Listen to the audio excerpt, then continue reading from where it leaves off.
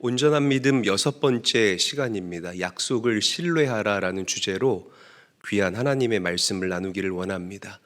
요즘 우리 믿음의 사람들이 안팎으로 많은 비판을 또 손가락질을 받고 듣고 있습니다. 그 중에 하나가 우리의 말과 삶이 일치하지 않는다라는 거죠. 교회 안에서의 나의 삶과 그리고 교회 밖에서의 나의 삶이 너무나 다르다라는 것입니다. 이 부분에 대해서 우리는 아무 할 말이 없습니다. 참 안타까운 일이라고 저는 생각을 해요. 그러니까 불신자들은 이런 우리의 모습을 보면서 야, 예수 믿어도 나랑 똑같네, 뭐 크게 다르지 않네, 이렇게 우리를 폄하하기도 한다라는 것입니다. 자, 아브라함도 마찬가지였어요. 우리가 지금까지 만나왔던 이 아브라함의 모습을 보면 6주 동안 지금 만나고 있죠.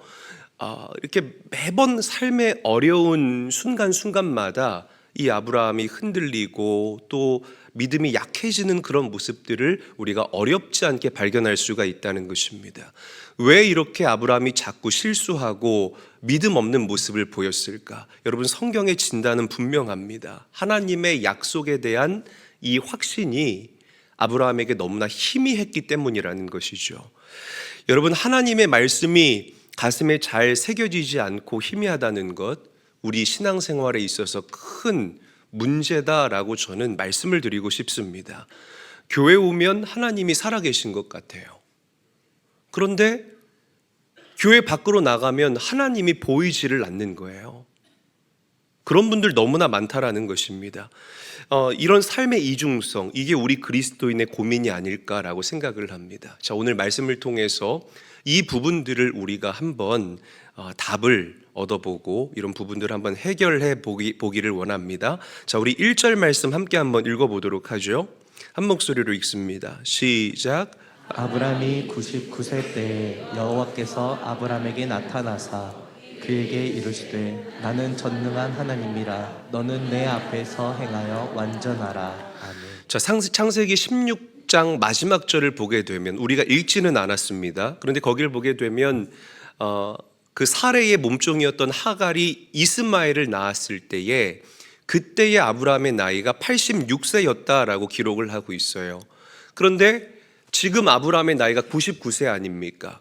그때가 돼서야 하나님께서 다시 아브라함을 찾아오셔서 아브라함에게 말씀하고 계신다는 거예요.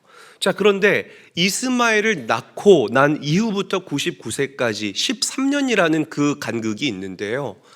이 기간 동안 성경 어디를 눈을 싣고 찾아봐도 하나님께서 아브라함에게 나타나셨다, 아브라함에게 계시하셨다, 혹은 아브라함이 하나님의 놀라운 기적을 경험하더라, 이런 구절들이 단 한 군데에도 나오지를 않습니다.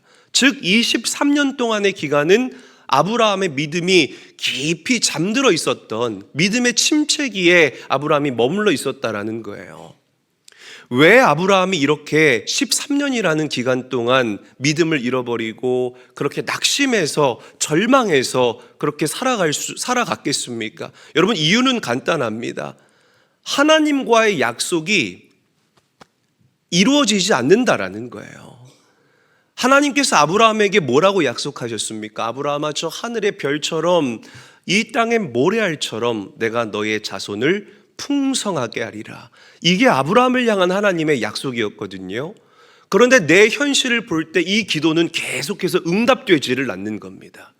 세월은 흐르고 나는 점점 해를 거듭할수록 꼬부랑 할아버지가 되며 나의 이런 육체적인 이런 남성성의 기능은 점점 떨어져 가는데, 하나님, 도대체 당신의 약속이 언제 나의 삶 가운데 실제가 됩니까? 아브라함이 낙심한 거예요. 자, 그런데 보세요.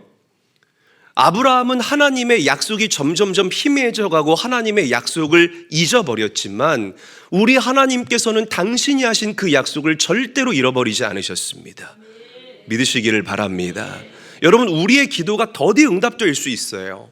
어떤 사람은 내가 태어나서 죽을 때까지 한 가지 기도 제목만 가지고 그렇게 하나님께 부르짖어 기도해야 되는 사람이 있습니다. 그러나 기도가 더디 응답되어도 사랑하는 제일교회 성도 여러분, 낙심하지 않게 되시기를 주님의 이름으로 축복합니다. 왜? 하나님은 약속을 기억하고 계시기 때문이라는 거예요. 우리가 예배하는 이 가운데에 강대상에서 증거되어지는 말씀을 통하여서 하나님의 약속을 신뢰할 수가 있습니다. 우리가 찬양하는 가운데 그 찬양의 가사를 통하여서 하나님이 여러분들에게 약속하실 때가 있어요. 기도하는 가운데에 여러분들 안에 계신 그 성령 하나님께서 여러분들에게 강력한 확신을 주시면서 약속하실 때가 있다라는 거죠. 이 약속들은요, 절대로 땅에 그냥 떨어지지 않아요. 반드시 하나님의 정한 때에 여러분들의 삶의 열매가 되어서 이 열매들이, 응답의 열매들이 여러분들 인생의 문을 노크하게 되는 기가 막힌 역사가 일어나게 될 줄로 믿으시기를 바랍니다. 아브라함은 약속을 잊어버렸어요. 희미해져가는 그 약속. 그러나 그 가운데서도 우리 하나님께서는 시계를 보시면서 그 약속을 잊어버리지 않으시고 당신의 때를 계산하고 계셨다는 것입니다. 그리고 아브라함의 나이가 99세가 되었을 때에 그를 찾아오시고 다시금 아브라함에게 말씀하십니다. 나는 전능한 하나님이라. 내 앞에서 행하여 완전하라. 할렐루야. 여러분, 전능하신 하나님, 엘샤다이라는 이 말은 하나님께서는 무소불능하시다라는 뜻입니다. 계시지 않는 곳이 없고 능치 못함이 없다라는 기가 막힌 의미를 가지고 있다는 거예요. 자, 그렇다면 왜 하나님께서는 아브라함에게 나는 전능하신 하나님이다라고 당신을 계시하셨을까? 여러분, 그 이유는 간단합니다. 이제 아브라함에게 확실한 믿음을 심어주시기 위해서 하나님께서 당신을 그렇게 계시하셨다는 거예요. 사실 그동안 아브라함에게는 인간적인 가능성이 되게 많았어요. 옵션들이 많았다는 거예요. 아브라함이 돈이 많았잖아요. 그렇죠? 아브라함이 돈이 좀 있었습니다. 그러니까 돈이 있으니까 이게 하나님이 온전하게 믿어지지가 않는 겁니다. 그리고 또 아브라함에게는 또 어떤 옵션이 있었죠? 자신의 사례의 몸종이었던 하갈이라는 옵션도 있었다는 거죠.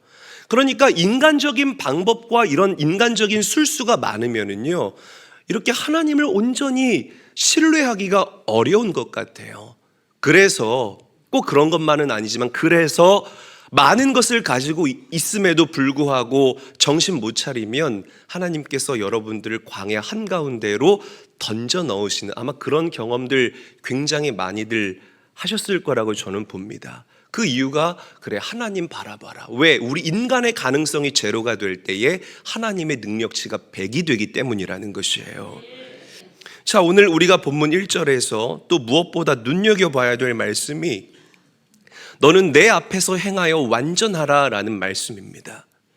자, 여기 하나님 앞에서 행하라 라는 이 말씀은 굉장히 중요한 말씀이에요. 자, 여담입니다만 이 말씀을 읽다가 충격을 받은 사람이 있습니다. 바로 종교개혁자 중에 한 사람이었던 존 칼빈이라는 사람입니다. 이 존 칼빈이 하나님 앞에서, 내 앞에서, 이 라틴어로 코람데오라고 하는 거야, 이거를. 이 말씀을 읽다가 너무 이 말씀에 자신의 그 영이 반응을 해서 이 말씀을 평생 자신의 인생의 좌우명으로 삼았다고 해요.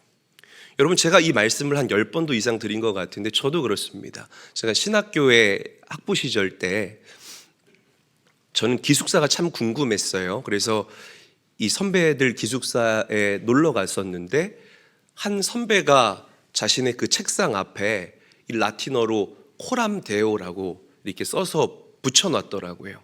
그러니까 저는 그 글자를 처음 보지 않습니까? 그래서 제가 그 선배에게 물어봤어요. 이게 무슨 뜻이냐고. 그랬더니 그 선배가 저한테 이렇게 얘기를 하는 겁니다.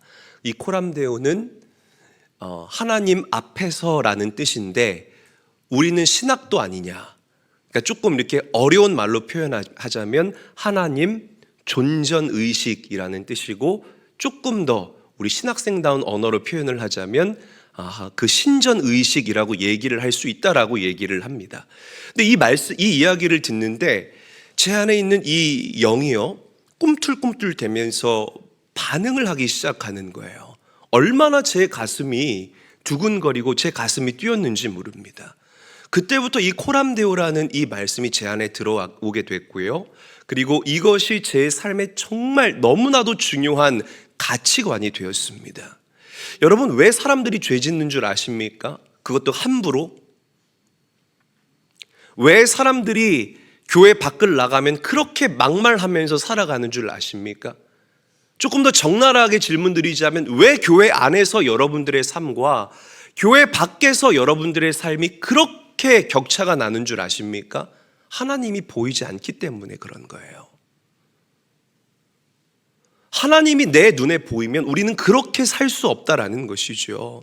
이 코람데오, 하나님 존전 의식이라는 이 가치가 우리 믿음의 사람들에게 너무나 희미하기 때문에 사람들이 나가서 함부로 말하고 믿는 사람임에도 불구하고 내가 믿는다는 사실을 부끄러워하며 그렇게 자기 마음대로 살아가고 있다라는 거예요. 여러분, 24시간 그 누구보다 정확하게 여러분들을 바라보고 계시는 우리 하나님이 계신다는 사실을 항상 인지하며 살아갈 수 있게 되시기를 주님의 이름으로 간절히 축원합니다. 이 방송인들이 카메라 앞에서 자신의 모습을 정리하고 정돈하듯이 우리가 하나님 앞에서 행한다는 이 하나님 존전의식 코람데오의 가치관을 가지고 이 땅을 살아간다면 우리는 죄를 이길 수 있는 자들이 될 줄로 믿으시기를 바랍니다. 그래서 오늘 본문이 내 앞에서 행하여 완전하라 라고 우리에게 권면하는 거예요. 우리 다시 옆 사람과 인사하죠. 우리 언제나 하나님 앞에서 살듯 살아갑시다. 인사하겠습니다. 자, 우리가 하나님께서 또 아브라함의 이름을 이제 바꿔주셨다라는 사실을 주목해 봐야 돼요. 우리 4절 말씀과 5절 말씀 함께 한번 읽어보도록 하죠. 함께 읽어봅니다. 시작. 보라, 내 언약이 너와 함께 있으니 너는 여러 민족의 아버지가 될지라. 이제 후로는 내 이름을 아브람이라 하지 아니하고 아브라함이라 하리니 이는 내가 너를 여러 민족의 아버지가 되게 함이니라. 아멘. 자, 하나님께서는 이 아브라함의 이름을 바꿔주시면서 그가 가지고 있었던 이 세계관까지 바꾸시기를 원하셨습니다. 그러니까 이 성경을 보게 되면 성경에서 이 이름이 바뀌는 그런 모습들이 굉장히 많이 나와요. 이름이 바뀐다는 것은 하나님께서 그 사람의 인생을 결정적으로 바꾸실 때 주로 하셨던 방법 중에 하나입니다. 야복 강가에서 그 하나님의 사자와 씨름하던 야곱 이야기 잘 아실 거예요. 하나님께서는 그 야곱의 믿음을 보시고 그 야곱의 이름을 이스라엘으로 바꿔주시고 그를 축복하셨습니다. 할렐루야. 갈릴리 바닷가에서 고기를 잡던 그 어부 시몬, 그 시몬을 주님께서는 당신의 제자로 부르시고 그에게 베드로, 게바라는 이름을 붙여주십니다. 그리고 그렇게 그를 축복합니다. 내가 이 반석 위에 내 교회를 세우리라. 할렐루야. 자, 사도 바울 역시 예수님을 만나고 난 이후부터 그의 삶이 바뀌게 돼요. 그리고 그 사울이었던 그의 이름이 바울로 바뀌게 되면서 유럽과 소아시아에 하나님의 복음을 들고 복음을 전하고 그곳에 하나님의 몸된 교회를 세워나가게 됩니다. 바울 때문에 우리가 하나님의 복음을 들을 수 있게 됐다라는 거예요. 여러분, 아브라함에게도 똑같습니다. 하나님께서는 그 아브라함의 이름을 바꿔주시고 아브람에서 아브라함으로 바꿔주시고 그의 삶과 그의 세계관과 그의 시선이 바뀌기를 원하셨다는 거예요. 여러분, 아브람이라는 그 이름의 뜻은요, 한 집안의 아버지예요. 한 집안의 아버지. 여러분, 실제로 아브라함이 아브람이었을 때는요, 늘 자신의 집에서 일어나는 문제에만 몰두했습니다.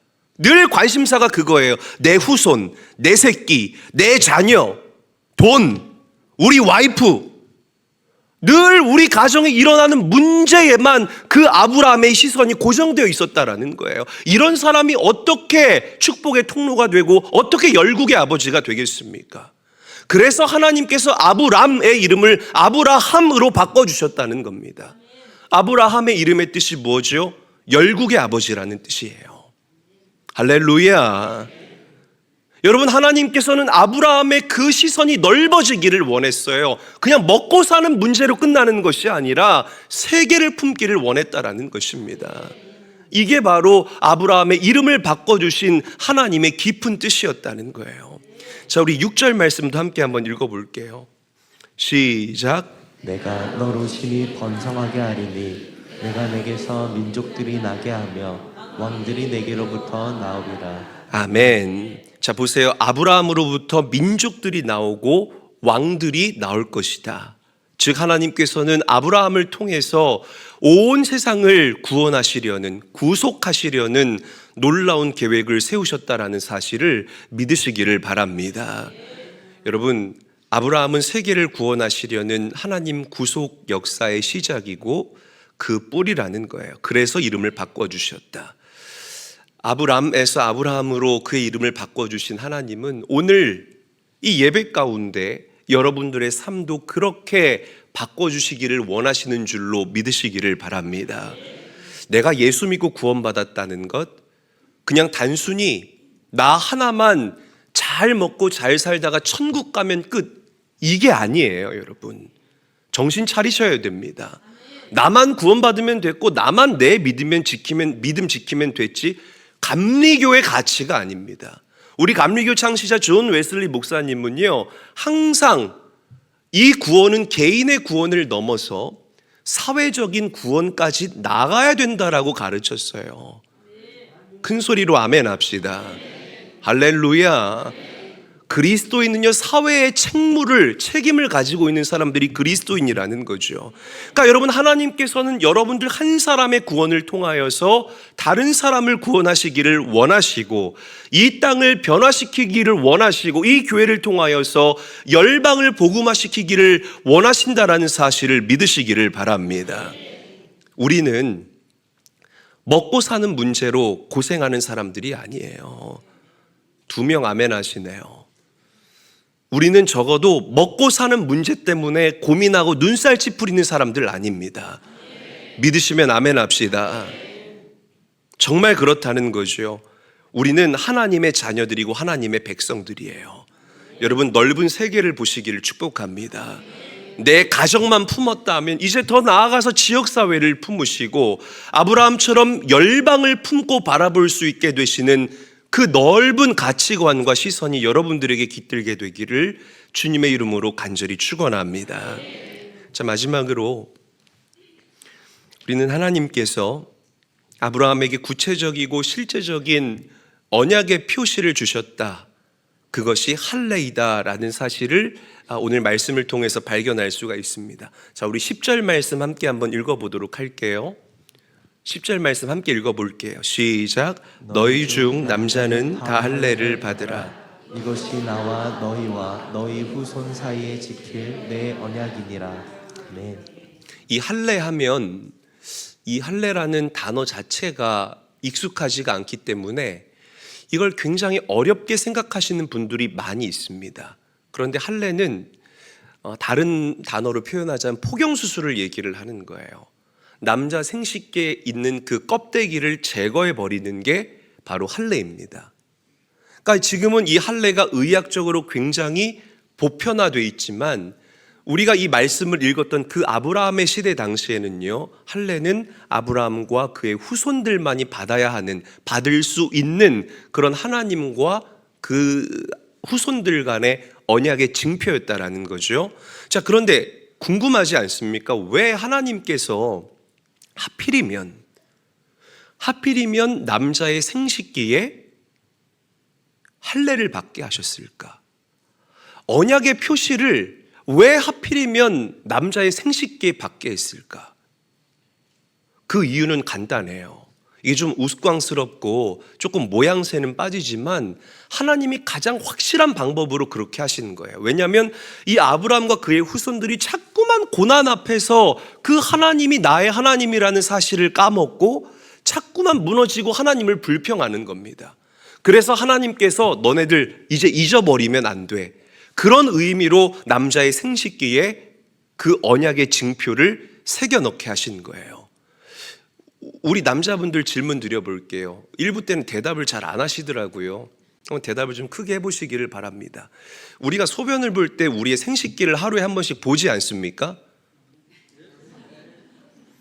안 보나요? 그래요. 장로님 한 분만 봅니다라고 얘기를 하시네요. 역시 이부 예배 때도 똑같습니다. 자, 우스꽝스럽지만 사실이에요. 남자들은 소변을 볼 때 하루에 한 번씩 싫으나 좋으나 자신의 생식기를 바라봐야 됩니다. 그때 거기에 있는 그 표시, 언약의 표시를 보고 하나님을 기억하는 거예요. 아, 그렇지. 하나님이 나와 함께 하시지. 하나님은 전능하신 하나님이고 나에게 약속하신 하나님이시지. 나와 했던 그 약속을 잊어버리지 않으시는 분이시지. 모양은 빠지지만 너무나 확실한 방법을 통해서 하나님께서는 그 언약을 잊어버리지 않을 수 있도록 이스라엘 백성들에게 처방했다라는 겁니다. 사랑하는 제일교회 성도 여러분, 마찬가지예요. 하나님께서는 육신의 할례를 떠나서 이제 예수 믿고 구원받은 저와 여러분들에게 영적인 할례를 주셨음을 믿으시기를 바랍니다. 구약에는 남자의 생식기의 표피를 제거하며 우리가 하나님과 나와의 언약을 확인했다면 이제는 여러분들의 마음의 할례를 통하여서 하나님께서는 당신의 약속을 계속해서 여러분들에게 재확인시켜 주시고 또 생각나게 하신다는 거예요. 내 자아가 십자가에 못 박혀 죽을 때에 그것이 할례, 내 영적인 할례의 강력한 확증이 됩니다. 그리고 구원받은 여러분들에게 성령을 부어주심을 통하여서 우리가 하나님의 자녀이고 우리가 언약의 백성임을 늘 깨달아 알게 하신다는 것이에요. 에베소서 1장 13절 말씀은 이것을 성령으로 인치셨다라고 얘기를 해요. 인치셨다라는 얘기가 뭐냐면, 인이 뭐냐면 도장이에요. 도장, 인. 그러니까 성령으로 도장 찍는 거예요. 김민규 내 아들 꽝, 이재일 내 아들 꽝, 오승은 내 딸 꽝. 이렇게 이마에 도장을 꽝 찍어주시는 거예요. 성령으로. 이게 성령으로 인치셨다라는 겁니다. 옛날에 가축, 소와 말 키우시는 분들 보면은 인두에다가 자신의 이름을 쓰죠. 서영석. 그 빨갛게 달궈가지고 말 궁둥이에다가 쿡 찍어요. 그러면 칙 하면서 이 말 궁둥이가 타들어가면서 거기에 이름이 새겨지는 거예요. 다른 사람이 훔쳐갈 수가 없습니다. 그 말은요. 영적으로 똑같은 거예요. 하나님께서는 여러분들을 성령으로 인치셔서 여러분들 한 사람 한 사람이 당신의 자녀라는 그 표시를 우리에게 해주신다는 것 믿으시기를 바랍니다. 사랑하는 성도 여러분, 우리가 교회에 나온다는 것이 내가 신앙인이라는 것을 증거하고 드러낼 수 있는 확실한 표시가 되지 않습니다. 내가 하나님의 자녀라는 표시는 여러분들 안에 계신 성령 하나님을 확신할 때에, 그분을 날마다 우리가 확증하며 살아갈 때에 우리는 하나님의 백성임을 기뻐하며 이 땅을 살아가게 될 줄로 믿으시기를 바랍니다. 말씀을 맺겠습니다. 여러분, 하나님께서는 약속을 잊어버린 채 살아가고 있는 아브라함에게 나타나셔서 이렇게 말씀하십니다. 나는 전능한 하나님이라. 너는 내 앞에서 행하여 완전하라.